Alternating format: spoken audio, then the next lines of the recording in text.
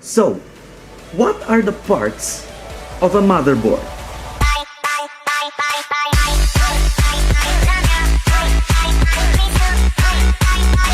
Hey! What is up nga pala sa inyo mga caveman? Cj nga pala. Sa channel na to, gumagawa ko ng tech-related videos. Let's do this! Okay, so before we begin guys, gusto ko lamang magbigay ng maraming salamat. Or tama ba? So maraming salamat guys no, sa mga nag-subscribe kasi na-hit natin yung 1.7 thousand subscribers. Actually, na-hit natin siya bago magtapos yung February. So bago mag-March, na-hit natin siya. So for our next target, no, sana ma-hit natin yung 1.8 thousand subscribers bago mag January, February, March, bago mag-April, no? So bago mag-April, hopefully sana ma-hit natin yung 1.8 subscribers, 1.8 thousand subscribers. And syempre katulad nga sinabi ko dun sa mga previous video ko, gagawa ko ng mga shoutout. So shoutout nga pala kay Angeles Almodal, yeah. Shoutout sa iyo Angeles Almodal, sabi niya helpful, thank you. Well, thank you so much for watching. And kung nag-subscribe ka, maraming salamat, napakalaking tulong yan. And also kung nag-like ka dun sa video, maraming salamat. Also nga pala guys, gusto kong magbigay ng sorry no, kung hindi ako masyadong nakakapag-upload. Huwag niyo isiping tinatamad ako, pero yun.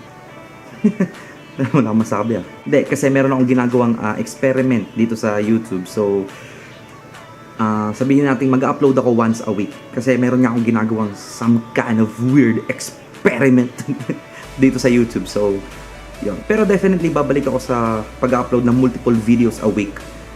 Next month, hopefully, April, no? So, March, April, yeah. Sa month ng April, mag-upload ako multiple videos a week. So, ayan na nga guys, without any further ado, let's get into the video. Okay, so guys, about motherboard nga pala, gumawa ako ng video na yan way past, no? So, matagal na gumawa ako ng video niyan. 2 minutes, no? Yung video na yon, pero diniscuss ko yung topic na yun, what is all about motherboard in 1 minute. So, kung hindi nyo pa napapanood, ililink ko yan dito sa taas. And pagkatapos nyo panoorin tong video na to, please, panoorin yung video na yun kasi, kumbaga ay yung summary, no? Summarized version netong video na to. Okay, so parts and definitions lang yung pag-uusapan natin dito sa video na to. Ano ba yung ganito and ano ba yung ganyan? So, yeah, simulan na natin. Okay, so guys, ang motherboard ay hindi lang ito basta component or part ng isang computer. Meron itong guys iba't ibang parts or section, no?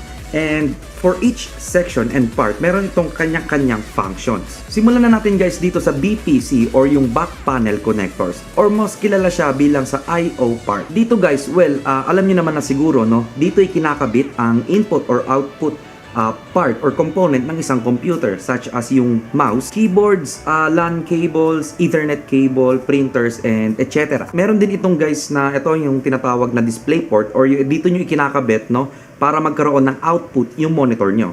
So for the latest or for the outdated or yung mga old models ng motherboard, ang meron sila is itong tinatawag na VGA. Ito yung ganyan, yung kumbaga ito yung common. And para naman doon sa mga latest version ng motherboards is wala na siyang display port, no? Ang meron siya is HDMI output, display port output. And meron na siyang ito yung mahaba, mas mahaba kaysa dito sa VGA. Nakalimutan ko kung anong tawag nito pero definitely ito isa rin siyang display port para sa inyong monitor. Meron din dito guys ito yung audio port. Yes, yung pang headset, no? Dito niyo kinakabit yung basically para magkaroon ng output, no, yung sound, no? Hindi ito yung sound card, guys, no? Huwag kayong maging confused. Huwag kayong malito doon sa sound card and dito sa audio. So, dito nyo na ikinakabit ang speakers, headset, no? So, sobrang basic lang naman itong mga ports na to, guys. Siguro alam nyo naman na kung ano yung mga functions nito and kung ano yung mga kinakabit dito. Pero kung hindi nyo pa alam, again, sasabihin ko sa inyo, no, itong nasa taas, guys, ito, yan, kumikita nyo. Etong dalawa na to guys is ito yung PS2 port for your mouse and keyboard. Then ito naman katulad sinasabi ko kanina is yung display output para sa inyong monitor. Same lang din dito. Sa baba itong mahaba. Then ito USB port, no? This is USB 2.0. So hindi siya 3.0. So USB 2.0 for your optical mouse and keyboard na rin. Tapos another USB 2.0 output. Input pala guys, no, sorry, USB 2.0 input. So dyan yung isasaksak yung mga USB type connectors nyo or yung flash drive. So eto naman guys, this is your LAN cable or Ethernet cable. this is your LAN port or Ethernet port, no? So hindi siya cable. Dito nyo ikakabit yung basically yung internet nyo or yung LAN connector, yun yung local area network. So dito, katulad sinabi ko kanina, this is your audio input, no? So dito kinakabit yung speakers and yung headset. Okay, so guys, para lang klaro tayo, no? So yung mga modern motherboards, no, such as yung mga Asus Crosshair, basta yung mga modern motherboards like 2018 models or 2019, I don't know, even 2017, wala na siyang PS2, no, na input. No, ang meron na lang is yung dito na lang tayo sa USB input. Again guys, this is for your mouse and keyboard. So pagka meron pa kayong PS2, this is a PS2. Kung meron pa kayong PS2 na type ng mouse and keyboard, well, tapos you are looking, no, to upgrade your motherboard, well, sabihin na natin na mag-upgrade na rin kayo ng mouse and keyboard or yung peripherals nyo. Kasi yung mga katulad niyan sinabi ko, no, wala nang mga ganitong klase ng input ngayon sa modern times. Pero syempre, meron pa rin naman yung iba kasi kahit sabihin na natin modern time ngayon, pagka bibili ka ng motherboard, pwede yung mabili mong motherboard is yung old model or yung old version. So, meron pa rin naman, pero mas talagang sabihin na natin mas maganda kung mag-upgrade kayo ng mouse and keyboard nyo using the USB 2.0 or USB 3.0, no, na type ng connector. Ang next part naman natin guys ngayon is yung CPU socket, no. So obviously dito ikinakabit ang CPU or yung processor. Well guys, meron tayong dalawang klase ng CPU socket, no, or meron tayong dalawang klase ng CPU platform. Yun ay ang AMD and Intel. Okay, so guys, quick tip lang, no, para malaman nyo kung anong pinagkaiba ng AMD, no, na socket dito sa motherboard doon sa Intel. Okay, so guys, ganito yan, no. Kung merong butas ang board nyo for the CPU socket, most likely at the modern times, it is for AMD. Pero pagka naman merong mga pins yan instead of holes, instead of yung mga butas, no, ang CPU socket na yan is for Intel. So ayun guys, no, reviewin natin. Pagka may mga butas-butas yan, yung CPU socket nyo, most likely for modern times, it is for AMD. Pero pagka naman meron yung mga pins, no, usually for Intel yan. Bakit most likely for AMD? Kasi way back then, no, ang gumagamit din ng mga pins yung AMD. I mean, gumagamit siya ng yung motherboard na pang AMD is mga pins lang yung nakalagay diyan, wala siyang butas. So, yung mga CPU dati is kumbaga magkaparehas lang sila in terms of CPU socket, but definitely hindi mo pwedeng ilagay ang AMD socket, AMD processor doon sa Intel na motherboard. Hindi siya po pwedeng ganon. Pero same sila, merong pins. Pero yung mga katulad ng sinabi ko kanina, yung modern times or yung modern type, no, ng mga CPU socket, pagka merong mga butas, inuulit ko for AMD, then pagka mga pins ang nakalagay dyan is for Intel. Huwag kayong mag-alala guys, no, don't cringe kung pinagaganyan ko yung motherboard na yan kasi this motherboard is already dead, no. Matagal nang sira tong motherboard na to. Ito yung pangalawang motherboard na nagkaroon kami dito sa bahay, no. Basically pangalawang computer. This is a Gigabyte F2A 58M DS2. So this is a ayan, no, FM2 plus FM2 and only supports DDR3. So this board is for AMD. So yeah. Next guys is ito, yung mahaba dito, yan. This is for RAM. So basically this is RAM slot. So very straightforward. Alam niyo naman na siguro kung ano yung RAM, 'di ba? So dito kinakabit ang RAM. So guys, iba-iba ang bilang ng RAM slots, no, depende sa type ng motherboard nyo or sa form factor ng motherboard nyo. Katulad nito guys, no, ang size kasi ng motherboard na to guys is sa tingin ko this is mini ITX. Kasi maliit lang siya. So I'm not sure kung anong size kung anong form factor nitong motherboard na to. Pero yeah, meron tayong 2 slots, no, para dun sa pinakamaliit. Meron din namang 4 slot para dun sa sabihin natin standard. Parang yung motherboard ko dito sa computer ko it is an ATX motherboard. So sabihin natin standard form factor ng motherboard. Then meron din naman yung extended ATX, yung 8 na yon, no. Merong 4 dito, then merong 4 dito. Ay yung mga motherboard na sobrang laki and sobrang mahal. So yeah. Or for some cases guys, no, katulad nung server type ng motherboard, well, wala akong gano'n kasi wala naman akong server. Pero yung server type ng motherboard guys, no, it can support up to 16, no? Or sabihin natin meron siyang 16 na RAM slots and meron siyang 2 CPU sockets. So, ganun katindi ang server type ng motherboard. Hindi ko alam kung makakapag-provide ako sa inyo kahit image ng ganung klase ng motherboard, pero hahanap ako. So guys, okay, additional information lang, no. Yung ibang motherboard, katulad nung ito, yung gamit ko kasi is MSI Bazooka, no? If I'm not mistaken. MSI Bazooka. Yung ibang RAM slots, katulad nga nung motherboard ko dito, or ito na lang muna, no? Yung ibang RAM slots, katulad nito, dalawang, both sides, no? Yung pagtanggal ng pin, no? Yung pag-eject niya ng pin. So, both sides yung pagtanggal niya. Para maikabit or matanggal nyo ang RAM. Pero katulad nga nung gamit ko dito sa computer ko, or kung napanood nyo yung PC maintenance video ko or yung work plug ko, isang side lang yung tatanggal niya, sa taas lang, and dito sa baba hindi niya natatanggal kasi well, design siya for ganon, so hindi siya matatanggal. So yeah, additional information lang naman. Next guys is itong nasa taas, itong maliit na socket na to, hindi ko alam kung mag-focus. Ayan, ito guys, ang tawag dito is yung 4 or 8 pin na CPU power connector. Okay guys, itong slot na to or itong sabi na saksakan na to, ang ikinakabit dito is yung nasa power supply. Kasi basically guys, itong slot na, itong pin na to or itong saksakan na to, ito ang nagbibigay ng power for your CPU or for your processor. So, para dito sa gantong kaliit na board or para dun sa mga board na hindi masyadong nagsusupport ng overclocking, or kung magsusupport man ng overclocking pero hindi ganun katindi yung pag-overclock ng mga gamit nyo, is 4 lang, yung 4 pin lang, no, power connector. Pero yung mga malalaking CPU or malalaking motherboard na and nagsusupport ng intense overclocking, ang nagsusupport sila hanggang 8, no, o hindi nagsusupport, required sila na magkaroon ng 8 pin power connector kasi mas kakailanganin nito ng mas malaking or mas matindi, no, na power from your power supply. Hindi ko sure kung merong motherboard na required magkaroon ng 12 or even 16, no, na ganito CPU power connector, pero ang pinakamarami ko pala nakita is yung 8 pin, no, na power connector. Okay, so nagets nyo ba guys, no? Ang isa nasaksak dito is yung cable directly from your power supply. So may makita kayo sa power supply nyo na meron dun na hindi naman magkakatabi o minsan magkakatabi na connectors. Well, dito nyo yung kinakabit yun. Huwag kayong malito kasi meron doon talagang 4 na separated cable, no? And ma-match nyo naman sa mga shapes na nandyan. Ayan, kung makikita nyo ay mag-focus. Yan, kung makikita nyo naman, iba't iba yung shape niyan and iba't iba rin yung orientation ng mga shape niya, no? So merong pag ganon, meron naka-curve na nakaharap sa taas, then merong sabihin na natin basta yun, parang ganon. Kasi hindi nyo pa pwedeng mapagbali-baliktad yung mga yan So, nagigets nyo naman, di ba? So, directly from your power supply. Okay, so guys, katulad ng sinasabi ko kanina, yung sa ibang board, manonotice nyo, 8-pin power connector yung required sa kanya. So, the reason behind that, guys, is pagka mas malakas yung CPU nyo or yung processor nyo, syempre, mas magre-require ito ng mas malakas na power. Kasi syempre, mas malakas yung kailangan na itong i-consumo na power. And syempre, pagka ganon, kung mapapansin nyo, pagka mas mataas yung required power ng processor nyo, syempre, kailangan mas malaki din yung nailalabas na power from your power supply, or sabihin natin mas mataas yung watts, no, ng power supply nyo.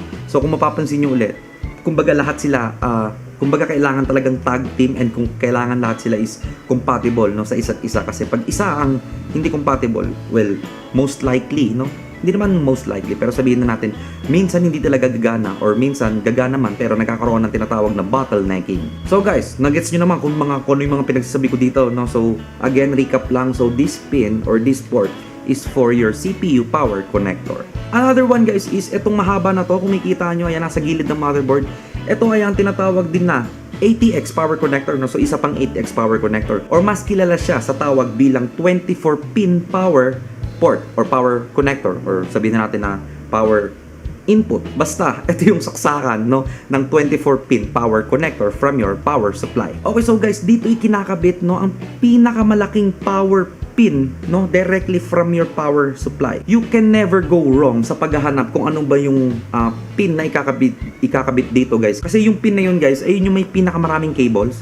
And dikit-dikit yung mga yon. So kumbaga sama-sama sila kasi dito mo lang ikakabit yun mapapansin nyo agad yung guys, kasi yun nga, katulad yung sinabi ko kanina, unang-una na yun yung napakaraming cable na sama-sama. Then pangalawa guys is ayun yung meron malaking connector para dito. Yung iba guys 22 plus 2, no, na power connector. Then pero yung mga sabihin natin mga modern type ng mga ganon is 24 pin, hindi na siya nahihiwalay. Kasi nakita ko dati ng 24 pin, actually 22 pins plus 2 kasi yung dalawa natatanggal and naikakabit din naman. Pero Yeah, most likely 24-pin power connector na magkakasama na yung mga yan. Okay, so guys, ito naman ang nagpa-power up sa mismong motherboard, no, sa entire motherboard nyo. Itong part na to, ito yung nagdi-distribute ng power, no, for your entire motherboard. Kung kanina guys, itong nasa taas is for the CPU lang. Ito namang nasa gilid, ayan, nakikita nyo. Ayan, kung makikita nyo, ito naman guys is yung nagpa-power up sa buong motherboard. Ito yung nagbibigay ng power sa mga low-end GPUs, no? Case fans or yung LED lights, no? Kung gumagamit kayo ng LED lights o yung mga RGB lightings, and also yung RAM, no? And etc. Okay, so next guys is ito ang isa sa pinaka-interesting part ng motherboard, no? Ito ay ang CMOS battery. So kung hindi nyo alam kung ano yung CMOS battery, ito yun guys, no? Ito, yan yung battery niyan. Ay mo mag-focus ka. Yan, ito yung battery niyan, no? So, literal na battery siya. Battery talaga siya, guys. Ang ibig sabihin ng CMOS, no, sa battery is, okay, brace yourselves kasi mahaba to. This is the complementary metal oxide semiconductor battery. Ang haba. O, diba? Ang haba. CMOS na lang. Okay, so bakit ko sinabing ito ang pinaka-interesting part ng isang motherboard? Bakit hindi yung CPU? Bakit hindi yung itong RAM slot? Bakit ito, no, sa dinami-dami, bakit ito pa? Well, the reason behind that guys kasi is ito, no, kung wala kayong, or sabihin na natin muna yung function. Ang function nito guys is ito ang nagbibigay ng power, no, sa BIOS, no, sa BIOS settings nyo or yung basic input and output system para ma-save ang BIOS settings nyo and para tuloy-tuloy din ang pag-update ng oras sa computer nyo or real time. Another interesting part, no, or interesting thing about the CMOS battery, no. So, parang kumbaga baliktad siya. Baliktad yung pag-work niya, no? Pag ang computer nyo ay nakabukas or naka-turn on, naka-power on, well, hindi ito gumagana. So, basically, naka-turn off siya. Pero pag once ang computer nyo ay pinatay nyo, saka ito magkakaroon ng buhay. Saka ito gagana. Kaya kung mapapansin nyo guys, no, hindi ba kayo nagtataka?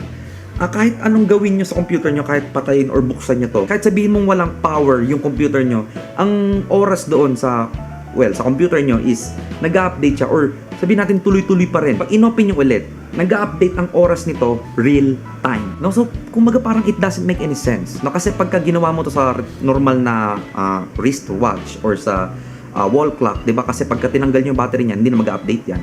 Pero pagka nilagay nyo, of course, may battery siya, may source of power. Pero dito, di ba? Pagka nakapatay yung system, tsaka siya gagana. Pero pagka nakabukas, well, hindi gumagana. Well, sabihin na natin napaka-common sense na lang yan. Kailangan ko ba explain? Well, sige, explain ko. Okay, so isang explanation dyan guys is, well, pagka nakapatay yung system nyo, wala namang ibang power source ang BIOS nyo, kundi dito lang manggagaling, no? Pero pagka naka-open ang system nyo, well, syempre meron siyang power source. So, meron itong sabihin na nating programmed something, code, everything na ganyan, na pagka naka-open yung system nyo, is magta-turn off to, then pagka pinatay nyo, gagana siya. So, hindi nyo na kailangan i-update, no? Or i-set ng mano-mano yung clock sa computer nyo, di ba? Amazing! Okay, so, ang susunod naman guys, is tingin tayo dito sa baba. Ito ang tinatawag na PCI Express slots. Okay, so yung iba mapapansin nyo na merong malaki and maliit na saksakan dito sa babang portion ng motherboard nyo. So, ito, papakita ko sa inyo. Ayan, itong malaki and itong maliit. Okay, so dito muna tayo sa maliit, no?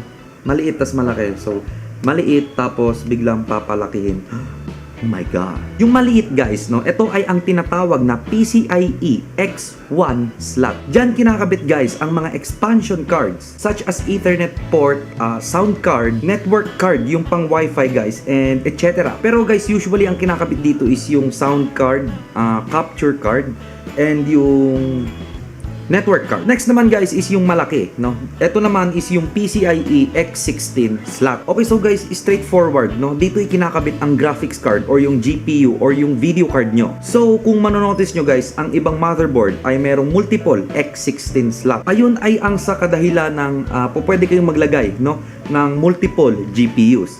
Pero syempre, hindi porket meron kayong dalawang PCIe X16 slots dyan, pwede na kayo mag-SLI. Well, syempre, nagva-vary pa rin or kailangan pa rin nating i-consider yung factor kung ina-allow ba nung motherboard nyo yung SLI or crossfire. Next naman guys is itong mga nasa gilid, yung Sata Ports or yung Serial Advanced Technology Attachment. Again, SATA na lang. Dito naman kinakabit guys ang HDD or hard disk drives or yung SATA type SSD or solid state drives. Yun lang. De joke, actually dito rin ikinakabit yung mga ROMs, no, or yung read-only memory such as yung optical drives or yung Blu-ray drive or yung, well, basically lalagyan na ng CD. Okay, so guys, again, punta naman tayo dito sa baba, no. So banda dito sa baba, dito ikinakabit, no, ang front panel or case connectors nyo, such as yung power switch sa case, USB port sa front panel nyo or doon sa case, and yung audio input doon sa case. So guys, well, basically ang ikinakabit dito is yung mga switches, no, na nasa case nyo, such as the power switch, reset switch, and etc. Well, masyadong common sense, no, kaya nga siya tinawag na front panel or case connectors or case ports pala. So yes. Ang haba ng video. So, that is it for the video, guys. No, I hope may natutunan kayo and I hope nasagot ko ang iba nyong katanungan. Kung meron kayong mga karagdagan tanong or meron kayong mga part na hindi naintindihan, just comment on the comment section down below and sasagutin ko ang lahat ng yan sa abot ng aking makakaya. Give this video a thumbs up, guys, kung nagustuhan nyo, and also share nyo na rin para na rin sa iba. Subscribe kayo sa channel, guys, kasi napakarami pang tech-related videos coming up very, very soon. Also, nga pala, guys, just click or tap the first video para mapanood nyo ang recent upload ko. Or just click or tap the second video na naman para mapanood nyo ang playlist ng iba ko pang tech-related videos. Once again, guys, my name is CJ na nagsasabi sa inyong, don't skip ads. And as always, I'll see you guys next time.